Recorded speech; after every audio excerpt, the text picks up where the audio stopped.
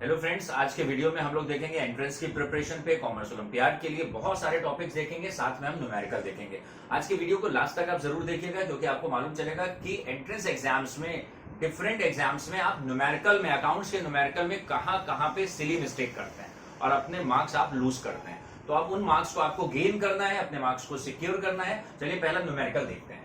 Calculate gross profit and gross purchases, ये लिखा है। ग्रॉस परचेज का मतलब टोटल परचेज। टोटल परचेज में से परचेज रिटर्न माइनस करते हैं तो नेट परचेज आती है। सवाल में लिखा है calculate gross profit and gross purchases from the following information. और क्या इंफॉर्मेशन है? सेल्स लिखी है, net sales 2 lakh rupees, opening stock 32,000, purchase return 12,000, wages 3,000, rent 1,000, closing stock 14,000, GP is 25% on cost. यहां आपको बहुत केयरफुली टैकल करना है। जीपी अक्सर सेल्स पे होता है, जीपी रेशियो लिखा होगा 25%, मतलब 25% सेल्स का। इस बार मेंशन है जीपी 25% ऑन कॉस्ट है, मतलब सेल्स के ऊपर 25% नहीं जीपी है।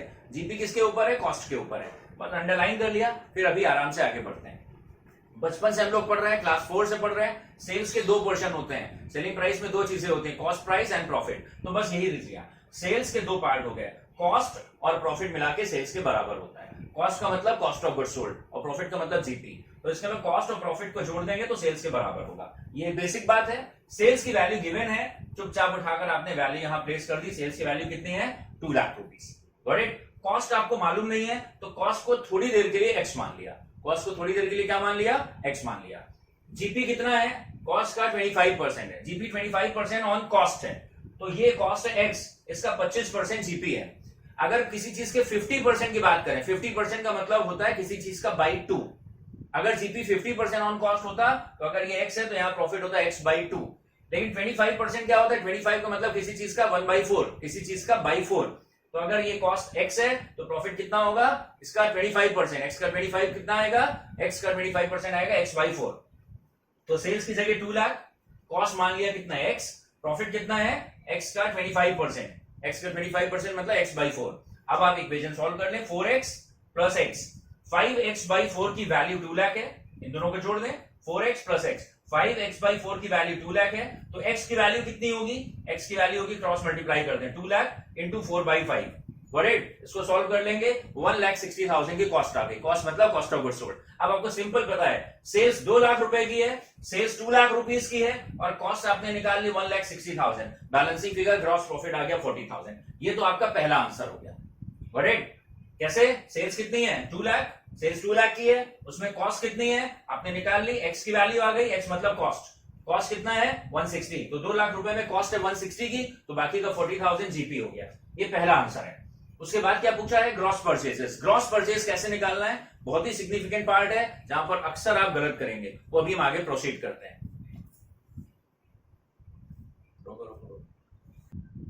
तो हम लोग आगे प्रोसीड करते हैं और आगे हम लोग अभी इसमें हमें निकालना है ग्रॉस परचेज। ग्रॉस परचेज हम अभी बाद में निकालेंगे। बोर्ड पे जो और टॉपिक्स है पहले उनको डिस्कस कर लें, फिर इसको इरेज कर देंगे, वापस आ जाएंगे न्यूमेरिकल पे, ग्रॉस परचेज निकालेंगे। ग्रॉस परचेज निकालना बहुत इंपॉर्टेंट काम है इस सवाल में।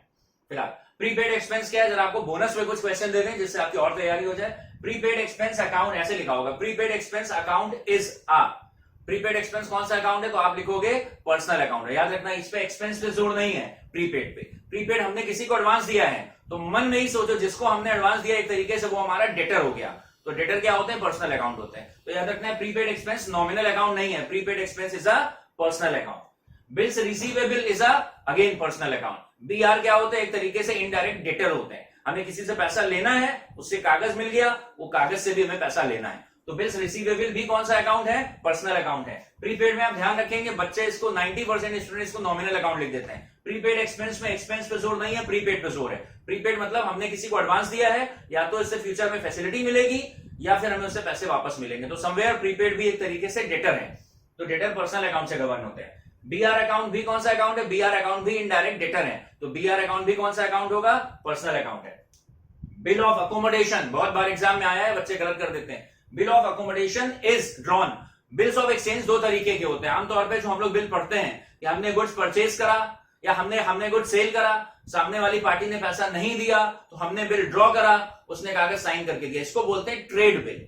TRAD। ट्रेड बिल का मतलब होगा ट्रेड हो रहा है, उसके बदले बिल्स ऑफ एक्सचेंज मिल रहा है। लेकिन कभी कभी ट्रेड नहीं होता है, बिना ट्रेड के एक दूसरे की फाइनेंशियल हेल्प के लिए जो बिल लिखते हैं उसको बोलते हैं अकोमोडेशन बिल। याद रखें, अकोमोडेशन बिल पे डिटेल में डिस्कशन आगे होगा, अभी ध्यान रखेंगे। Bill of accommodation is drawn to help the both the parties involved in the transaction.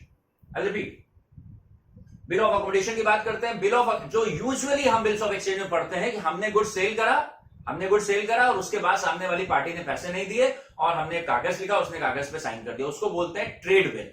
जब हम गुड सेल करते हैं, सामने वाली पार्टी पैसे ना दे और हम कागज लिखें, ड्रॉ करें, वो साइन कर दे, उसको बोलते हैं ट्रेड बिल। लेकिन कभी कदार गुड्स की सेल परचेज के बिना एक दूसरे की फाइनेंशियल हेल्प करने के लिए बिल लिखा जाता है, उसको बोलते हैं बिल ऑफ अकोमोडेशन। ध्यान रखेंगे आपकी बात। बाकी बिल ऑफ अकोमोडेशन पे डिस्कशन आगे होगा, अभी ध्यान रखेंगे। Bill of accommodation is drawn without any sale purchase or transaction, without any transaction of sale purchase, rather to help both the parties financially. दोनों पार्टीज की फाइनेंशियल हेल्प करने के लिए जो बिल लिखा जाता है उसको बोलते हैं बिल ऑफ अकोमोडेशन, और नॉर्मली जो बिल लिखते हैं उसको बोलते हैं ट्रेड बिल।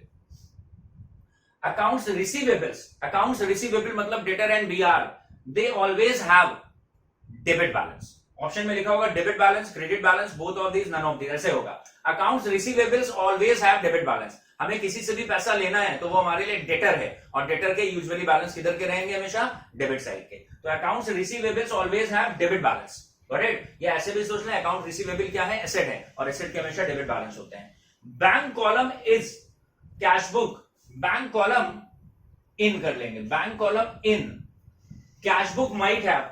बैंक कॉलम जो कैश बुक में होता है उसका कौन सा बैलेंस हो सकता है? Both the balances, debit balance और क्रेडिट बैलेंस दोनों हो सकते हैं, ध्यान रखेंगे।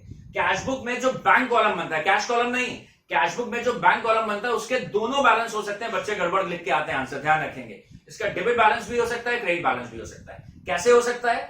कैश बुक में जो बैंक कॉलम बना है, अगर हमारा बैंक में जमा ज्यादा है, रिसिट ज्यादा है और पेमेंट कम है, तो फिर ये क्या होगा? डेबिट बैलेंस होगा। लेकिन अगर रिसिट कम है और पेमेंट ज्यादा हो गया, मतलब ओवरड्राफ्ट में अगर पहुंच गए, तो इसका क्रेडिट बैलेंस होगा। तो कैश बुक में बैंक कॉलम के दोनों बैलेंस हो सकते हैं। It could have either balances, debit और क्रेडिट दोनों बैलेंस हो सकते हैं। डेबिट बैलेंस का मतलब कैश बुक में बैंक कॉलम का डेबिट बैलेंस मतलब नॉर्मल बैलेंस, मतलब हमारा पैसा बैंक में जमा है, और क्रेडिट बैलेंस का मतलब हमने ओवरड्रॉन कर रखा है, ओवरड्राफ्ट है, तो दोनों बैलेंस हो सकते हैं।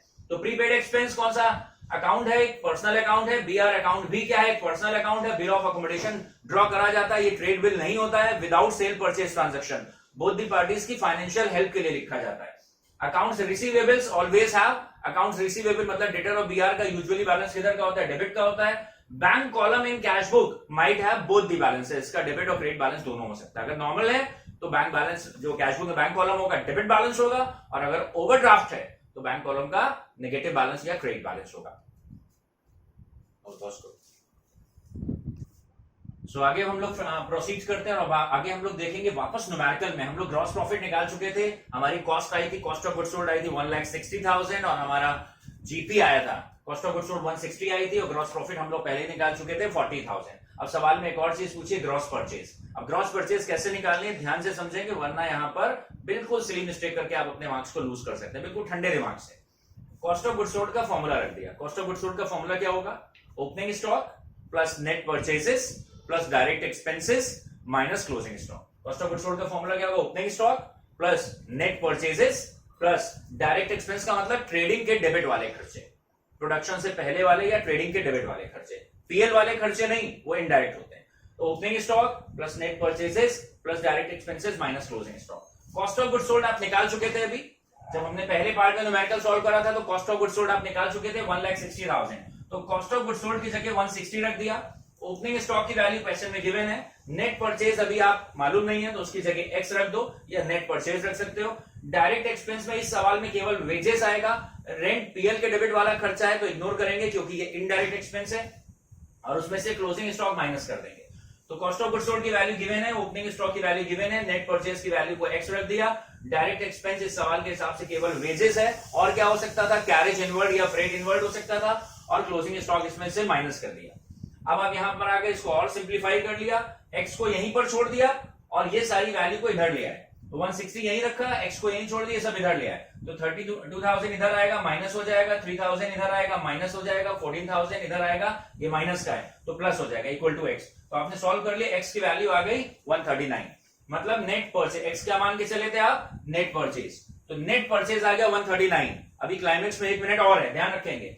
तो आपने ये वैल्यू कर ली, यहां पर ये वैल्यू को आपने रिप्लेस कर दिया, इधर आ गया माइनस हो गया, ये 3000 इधर आया माइनस हो गया, 14000 माइनस का था इधर आया प्लस हो गया। So this way we have got the value of X. X क्या मान के चले थे, नेट परचेज। तो नेट परचेज कितना है, 1,39,000 नेट परचेज आ गया। अब छोटी सी एक बात है, नेट परचेज कैसे आती है, total purchase minus purchase return. Total purchase को बोलते हैं ग्रॉस परचेज। तो नेट परचेज कैसे आएगी, gross purchase minus purchase return. तो नेट परचेज अब आप निकाल चुके हैं 139, नेट परचेज निकाल चुके हैं 139 इक्वल टू ग्रॉस परचेज की जगह ग्रॉस परचेज रख दिया, परचेज रिटर्न की वैल्यू गिवन है 12,000, करेक्ट। तो यहां पर अब आ गए, इसको 12,000 माइनस का है, इधर आएगा तो प्लस हो जाएगा। इसका मतलब ग्रॉस परचेज रही होगी 151 की, ये आंसर हो गया। ग्रॉस परचेज कितनी थी, 151। क्रॉस चेक कर ले मन में, कि टोटल परचेज 151 रही होगी ग्रॉस परचेज, उसमें से 12,000 की परचेज रिटर्न माइनस हुई होगी, तब नेट परचेज आई 139। या यहां देखने के बाद आप ओरल सोच सकते थे, 139 की आपकी नेट परचेज है, तो परचेज रिटर्न को मन में ही एड बैक कर दो, टोटल परचेज आ जाएगी। 139 की नेट परचेज है, 12,000 की परचेज रिटर्न माइनस होने के बाद, तो परचेज रिटर्न को मन में ऐड कर दो, ग्रॉस परचेज आ जाएगी या टोटल परचेज आ जाएगी 151। एक और तरीका है जहां से आप ये निकाल सकते हैं बहुत आसानी से नेट परचेज, देखते हैं। ट्रेडिंग अकाउंट आप छोटा सा बना लो रफ में, तो ये पूरी वर्किंग की जगह आप एक और तरीके से कर सकते हो। ट्रेडिंग अकाउंट, सेल्स यहां रख दिया, by sales, by closing stock given है, तो ओपनिंग स्टॉक की वैल्यू गिवन है 32,000, नेट परचेज की वैल्यू चाहिए मालूम है, उसको एक्स रख लो, फिर वेजेस रख दिया, और ग्रॉस प्रॉफिट गिवन है आप निकाल चुके हो 40,000, वो रख लिया, तो नेट परचेज बैलेंसिंग फिगर आ जाएगा 139। नेट परचेज इतना लिखने की जरूरत नहीं है, फिर डायरेक्ट आ जाएगा। ट्रेडिंग अकाउंट इमेजिन करो, यहां लिखा है बाई सेल्स 2 लाख रुपए, यहां लिखा है बाई क्लोजिंग स्टॉक, यहां लिखा है to opening stock, net purchase मालूम नहीं है, एक्स रख लो, वेजेस की वैल्यू 3,000, जीपी आपको मालूम है 40,000, तो बैलेंसिंग फिगर ये एक्स आ जाएगा या नेट परचेज आ जाएगा 139, और 12,000 रुपए की परचेज रिटर्न इसमें एड बैक कर दोगे, ग्रॉस परचेज आ जाएगी 151। तो ये तमाम टॉपिक जो है ये आप ध्यान रखेंगे, इन सारे ऐसे ही न्यूमेरिकल आपको इंटरेस्ट से मिलते हैं, जहां पर जो रूटीन न्यूमेरिकल होते हैं, छोटे मोटे न्यूमेरिकल होते हैं, वो सारे बच्चे ठीक करते हैं, आप गड़बड़ इन पे करते हैं, और यहां से आपकी मेरिट में डिफरेंस क्रिएट होता है। इन सवाल को अगर आप सही करेंगे तो आप मार्क्स प्रिक्योर कर रहे होंगे, तो आपकी रैंकिंग ऊपर जाएगी। तो आप ध्यान रखें, वीडियो से जुड़े रहेंगे, अपने फ्रेंड्स के साथ शेयर करेंगे और लगातार टच में बने रहेंगे। Thank you for watching this video.